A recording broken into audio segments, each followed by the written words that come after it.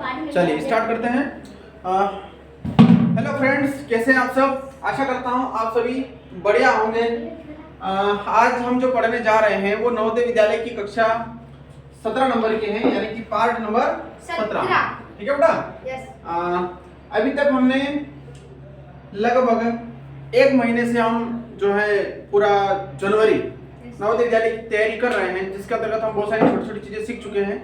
पहाड़े, गिनती है ना, जो है गणितीय अंक, ये सारे वर्ड हम सीख चुके हैं। कोई चीज नहीं समझ में आती है आपको भी तो आप जो है पुराने जो YouTube पर मैंने जो अपलोड किए हुए हैं वीडियो क्लास, उस पर जाकर के देखिए, पूरा समझ में आएगा। कल तक हमारे पास गणित का हमने एक अध्याय कर लिया था, दशमलव प्रणाली वाला, है ना? उसके बाद उससे पहले हमने हिंदी के जो पैसेज को हमने हल कर लिया था। कितने पैसेज हल कर लिए थे बेटा? 4 पैसेज हल कर लिए। तो मुझे कुछ बताएंगे आप लोग? मैं कुछ पूछना चाहता हूँ। बताइए, भारत के राष्ट्रीय पक्षी का नाम? मोर। है ना? पैसेज जब आप लोगों ने याद किए होंगे उसके अंदर आया होगा, है ना? अच्छा, सरदार वल्लभ भाई पटेल, है ना? अब 4 ऑप्शन है इसमें कि पहला है एक आदर्शवादी व्यक्ति थे, एक यथार्थवादी थे, एक विचारक थे, या फिर एक भविष्य द्रष्टा थे। नहीं, सेकंड नंबर एक यथार्थवादी थे, है ना? तो इस प्रकार से ध्यान रखना। अच्छा, निर्धन का विलोम शब्द क्या होता है? निर्धन धनी, यानी कि धनवान। निर्धन से मतलब गरीब और धनवान से मतलब अमीर। समझ में आ रहा ना? इस प्रकार से याद करना है। मतलब आप लोग घर पे तैयारी कर रहे हो कि नहीं कर रहे हो, ये बताओ पहले। हाँ, अच्छा, शांति का विलोम? शांति का विलोम अशांति। शांति का विलोम क्या होता है? अशांति। तो तेज का विलोम क्या होगा?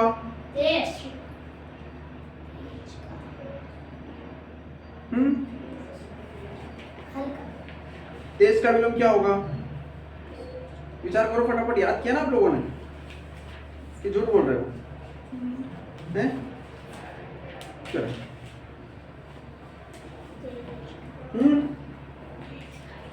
इसमें निशान गलत तो नहीं लगा रखे हैं? ऐसा तो नहीं कि गलत याद कर रहे हैं आप लोग? क्यों नहीं?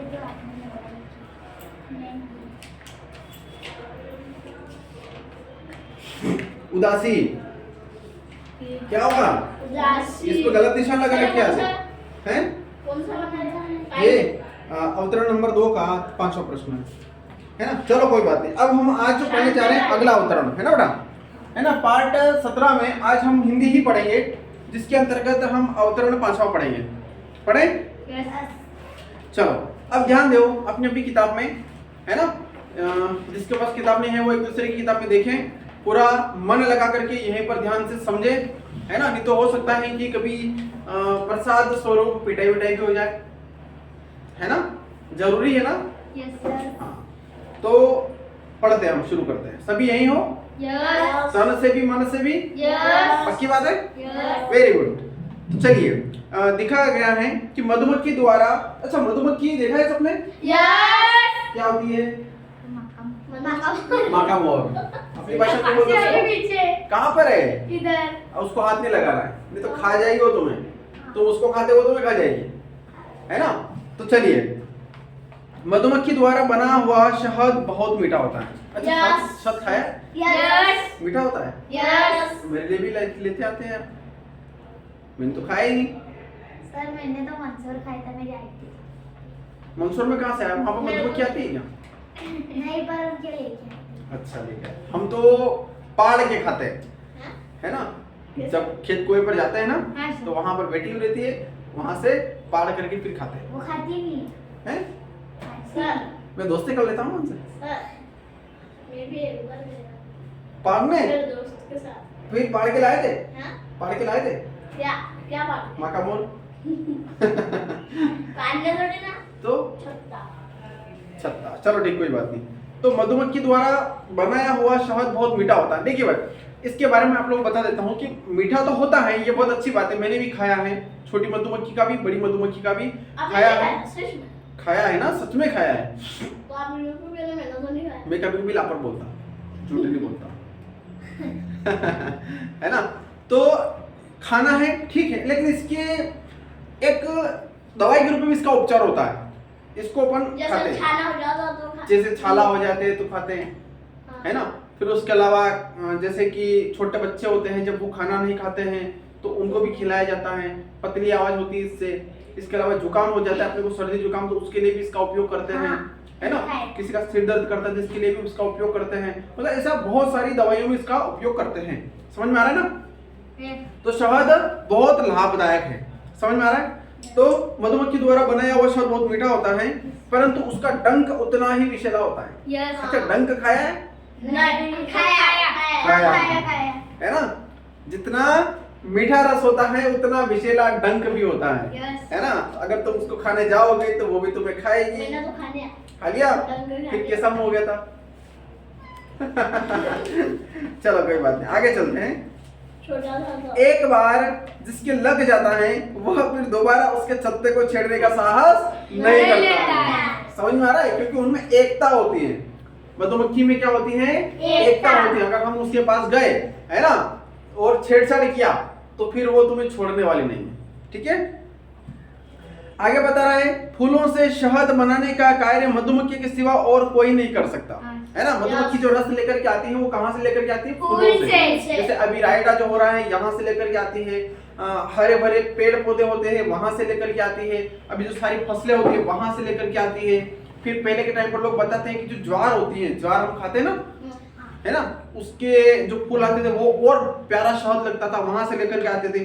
तो जो कारीगरी इसके पास होती है वो हमारे पास नहीं होती है, कोई दूसरा व्यक्ति शहद नहीं बना सकता। उसकी छत्ता बनाने की कारीगरी भी गजब की होती है। होती है ना, कितना बढ़िया लगता है वो छत्ता। उसमें रानी होती है ना। रानी मतलब महिला, रानी मतलब बच्चे देना होता है, अंडे देना होता है ना। श्रमिक होते हैं, श्रमिक का मतलब काम करने वाले। सैनिक भी होते हैं, रक्षा करने वाले, है ना, जो आकर के खाते हैं, है ना। दाइयां भी होती है, दाइयां से मतलब रखवाली करने वाली। सब अपना अपना बंधा हुआ काम होता है ना। मतलब एक प्रकार से यूं समझे कि वो पूरा एक भारत देश है, भारत देश के अंतर्गत सभी लोगों ने अपना अपना काम बांट रखा है। समझ में आ रहा है? चलिए, पूरा पैसे समझ में आया?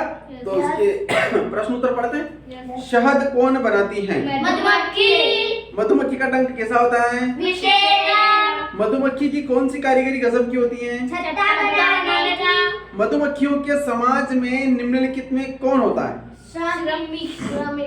है ना। देखिए, इस प्रश्न का मैं समझाता हूँ कि मधुमक्खी की एक प्रकार से जो घर है, फैमिली है, उसमें अब यहाँ पर 4 ऑप्शन दिए कि योद्धा होते हैं, वीर होते हैं, श्रमिक होते हैं, रखवाले होते हैं। तो इन 3 का नाम तो हमारे पैसेज में आया ही नहीं है। हमारे पैसेज में तो श्रमिक का नाम आया है। किसका नाम आया है? श्रमिक का। तो हम किसका नाम लेंगे? श्रमिक का ही नाम लेंगे। समझ में आया कि नहीं आया? चलो, अगला क्या है? अंडे देना किसका काम होता है? शाबाश। मीठा का विलोम खट्टा। ठीक है, ये पैसेज बहुत बढ़िया तरीके से समझ में आ गया। बोलोगे नहीं ना? कभी नहीं बोलना है। तो अगला पैसेज पढ़ें। चलिए, आधुनिक युग विज्ञान का युग है। यह प्रगति, संघर्ष और प्रतिस्पर्धा का युग है। समझ में आ रहा है ना? यह प्रगति, संघर्ष और प्रतिस्पर्धा का युग है। आधुनिक विज्ञान का युग से मतलब, देखिए, विज्ञान का युग कहने का मतलब यह हुआ कि आजकल नई नई टेक्नोलॉजी आ रही है। जैसे कि हमारे यहाँ पर क्या लगा हुआ है? बल्ब लगा हुआ है। तो जब लाइट आएगी तब तक ये बल्ब जलेगा, और लाइट जाने के बाद इसमें सिस्टम ऐसा किया हुआ है, बैटरी सिस्टम पे ऑटोमेटिक चल जाएगा। समझ में आ रहा है? जैसे हमारे इस मोबाइल से हम जो वीडियो रिकॉर्ड कर रहे हैं, आज हम जो बोल रहे हैं वो इस पे रिकॉर्ड हो रहा है। हम इसको जब अपलोड कर देंगे तो 1 महीने बाद, 6 महीने बाद, 6 साल बाद हम उसको देखेंगे तो वो व्यवस्थित मिलेगा। समझ में आ रहा है ना? तो ये किसकी देन है? विज्ञान की देन है। जैसे बाहर अभी वो पानी निकालने के लिए बोरवेल मशीन जो चल रही है, वो सिर्फ इतना सा होल करेगी, है ना, छोटा सा होल करेगी और अंदर से पानी बाहर निकाल देगी। तो ये नई नई टेक्नोलॉजी आ रही है, जिसको हम क्या बोलते हैं? विज्ञान का चमत्कार, विज्ञान की देन बोलते हैं। तो कंपटीशन है आज के जमाने में, प्रगति है, संघर्ष है, मेहनत भी करना पड़ती है ना। गाड़ियां भी नहीं होती है, टायर भी नहीं होते। हाँ, ठीक है। तो आगे चलते हैं।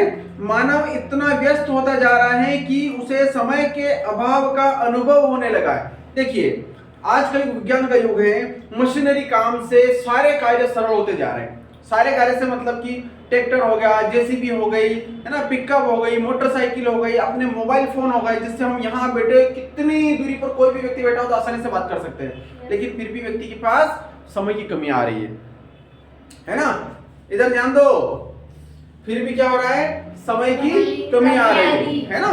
फिर आगे क्या बता रहा है कि संसार में विज्ञान का विकास भी तेजी से हो रहा है ना। विज्ञान के नवीन आविष्कारों एवं अनुसंसाधनों ने संसार को चमत्कृत कर दिया है। वाकई में चमत्कार हो रहा है ना। एक मजदूर किसी एक खड्डे को खोदने में हो सकता है कि एक दिन का समय लगा ले, जेसीबी आती है, 5 उपड़े भरती हैं और वो खोद के चली जाती है, होता है ऐसा, है ना। तो इससे क्या हो रहा है, एक तो बेरोजगारी भी बढ़ रही है। वैसे देखिए विज्ञान के चमत्कार में लाभ है तो हानियां भी है कि जो कार्य जेसीबी 1 घंटे में कर सकती हैं, वही अगर मजदूर करते उसको 1 दिन लगता है, तो मजदूरी, बेरोजगारी बढ़ रही है ना, बेरोजगारी बढ़ रही है, लोग बेरोजगार होते जा रहे हैं, जेसीबी देखने जाते हैं बस, है ना। इस प्रकार से आगे बता रहे कि इससे मानव को जो उपलब्धियां हुई हैं उनकी पहले कल्पना भी नहीं की जा सकती, है ना। अगर हमारे यहाँ पर आप लोगों ने देखा होगा, पहले जब फर्स्ट बार में जब जेसीबी आती तो लोग दौड़ कर देखने आते थे, और मैं भी छोटा सा था उस टाइम पर, छोटा सा था, तुमसे भी छोटा। उस टाइम पर बोलते थे एक जो है बड़ा उपड़ा की मशीन है जो धड़ाधड़ रुकड़ा पाड़ देती है, खड़ा खोदी दे, टाइला भरते 2 उपड़ा में, सब हजारों लोग, गांव के सैकड़ों लोगों की संख्या में लोग उसके आसपास देखने जाते थे। हम खुद देखने जाते थे दौड़ के, मैंने थी घना दूर रहना पड़े तो उपड़ा में मैं भर ले, ऐसे डर भी बताते थे लोग, है ना। तो मतलब लोगों ने कभी सोचा नहीं था कि ऐसा भी होगा, समझ में आ रहा है ना। कभी सोचा था कि यार हम यहाँ बैठे बैठे अपने घर पे पापा को फोन लगा के बात कर सकते हैं, कभी देखा था, सोचा होगा कि हमारे पास जो आज वीडियो कॉलिंग का जो सिस्टम है, हम यहाँ बैठे बैठे कितनी भी दूरी पर कोई भी व्यक्ति होता है उसको देख सकते हैं, समझ सकते हैं क्या चीज है ना। कभी सोचा नहीं था, लेकिन ये सब विज्ञान की देन है, और विज्ञान एक प्रकार से चमत्कार उत्पन्न हो रहा है ना। संसार के प्रत्येक क्षेत्र में विज्ञान का प्रवेश हो रहा है, मतलब हर फील्ड में। जैसे कि अगर पढ़ने लिखने से संबंध अगर अपन देखें तो आज भी बहुत सारे विद्यार्थी ऐसे हैं जिनके पास पढ़ाने वाले शिक्षक नहीं है, तो वो क्या करते हैं, मोबाइल का सहारा लेते हैं, यूट्यूब पर चैनल सर्च करके, गूगल पे सर्च करके, इंटरनेट के माध्यम से। पहले के जमाने में इंटरनेट नहीं था, पहले के जमाने में यूट्यूब नहीं था, है ना। तो बेचारे किताबों से पढ़ते थे, मोबाइल भी नहीं था, कुछ भी नहीं था, ठीक है। आगे बता रहे हैं आधुनिक में मानव की समस्त आवश्यकताएं इसी के द्वारा पूरी होती हैं। सुबह से शाम तक मानव विज्ञान का आश्रय लेता है ना। सवेरे जब हम उठने से लगा करके सोने तक लगभग विज्ञान के द्वारा बनाए गए आविष्कारों का ही उपयोग करते हैं। जैसे स्कूल आने के लिए बस का उपयोग करते हैं, है ना।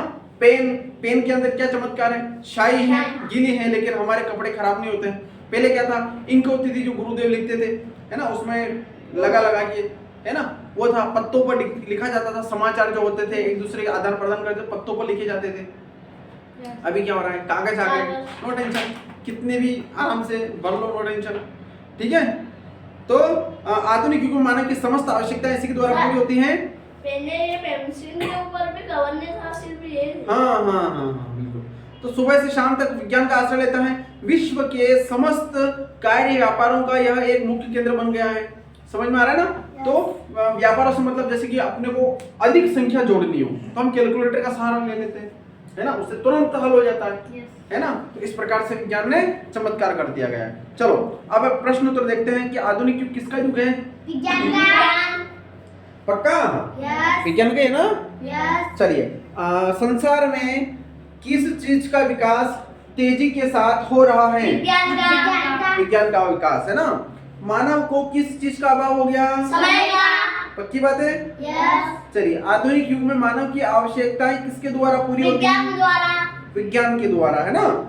संसार को किसने चमत्कृत कर दिया है? विज्ञान आविष्कारों है ना, वैज्ञानिक आविष्कारों ने या विज्ञान के आविष्कारों ने चमत्कृत कर दिया है। समझ में आ रहा है? Yes. चलिए अब अगला आता है पैसेज अपना, अवतरण 7, है ना। इसको भी पढ़ लेते हैं, Yes. है ना, 4-5 पढ़ लेते हैं आज एक साथ, फिर आप लोग आराम से याद करना घर बैठ करके। कितने अवतरण है वैसे? अवतरण मेरे ख्याल से 50 के आसपास होंगे। नहीं मुझे मालूम है। 41 मेरे तो 41। नहीं, इसमें है चलो कोई बात नहीं, तलवार है, तलवार। अरे कोई बात नहीं मेरे भाई, जितने भी हो अच्छी बात है, हमारी तैयारी बढ़िया हो रही है, अच्छी बात है ना। चलिए अब अगला आता है अवतरण नंबर 7। विभिन्न अभियानों द्वारा हमें यह जानकारी मिल चुकी है कि ध्रुव प्रदेश में 6 मास का दिन और 6 मास की रात होती है। समझ में आ रहा है क्या बोल रहा है कि विभिन्न अभियानों द्वारा, अभियान से मतलब सर्च करने के बाद, जानकारी लेने के बाद में पता चला है, जानकारी मिली है कि ध्रुव प्रदेश में 6 माह का दिन होता है और 6 माह की रात होती है। इतना बड़ा दिन और इतना बड़ा दिन, इतना बड़ा रात, है ना।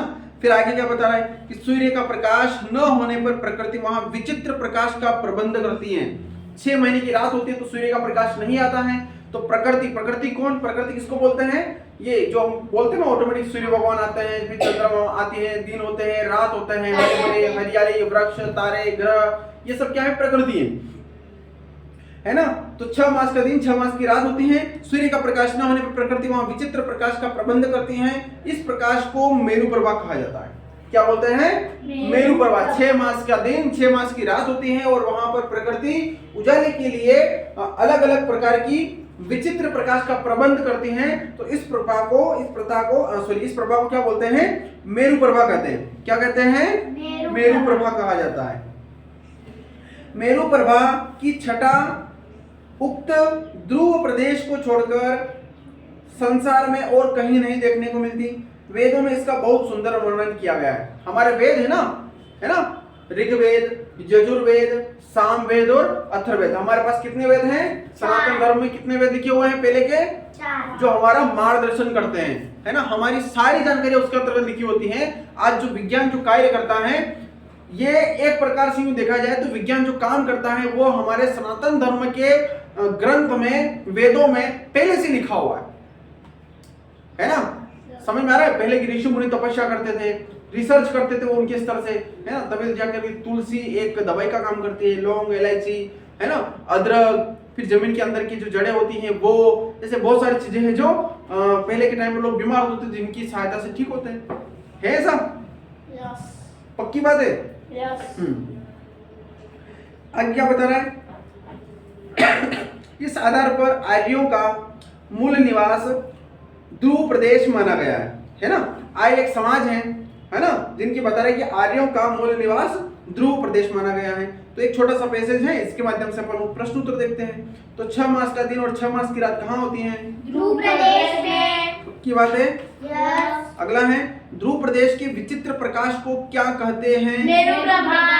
मेरु प्रभा कहाँ पाई जाती है, ध्रुव प्रदेश में। ध्रुव प्रदेश में, पक्की बात है। यस। मेरु प्रभा का वर्णन आर्यों के किस ग्रंथ में पाया जाता है, वेद, महाभारत। वेदों में। अभी क्या पढ़ा हमने, वेदों में। वेदों में। क्या पढ़ा, वेदों तो में। फिर महाभारत कहाँ से आ गई है। महाभारत से भी पहले की वेद है, महाभारत तो बाद में बनी है, बाद में हुई है ना। प्रकाश का विलोम अंधकार, है ना, प्रकाश का विलोम क्या होता है, अंधकार। अंधकार। समझ में आया, यस। शाबाश। तो इस प्रकार से ये पैसेज भी हमारा जो है समापन हुआ। सर और करा। और करवा दें, यस। चलिए बिल्कुल करवाते हैं। तो उसको सर ये अपन गाएगा, हैं, ये क्या हुआ, ये गाएंगे। कहीं के मतलब ये कौन से के, कौन सा होगा। हाँ ये अपना आगे के आगे। है ना। तो 8वां अवतरण पढ़ते हैं हम, अगली क्लास ले लेते हैं ऑनलाइन की, है ना। ऑनलाइन वाले मित्रों बने रहिए इसी क्लास में। इससे अगली वाली क्लास जो लेने जा रहे हैं जिसमें आपको अवतरण 8वां मिलेगा, है ना। और आप लोगों को आशा करता हूँ कि समझ में आ रहा होगा। चैनल को सब्सक्राइब भी करें, शेयर भी करें, अपने मित्रों को जरूर बताएं। और ऑफलाइन क्लास के लिए तो सेंटर पे आपको आना ही पड़ेगा, बाकी तो आप घर बैठे आनंद ले सकते हैं। धन्यवाद, मिलते हैं जस्ट हम अगली क्लास में।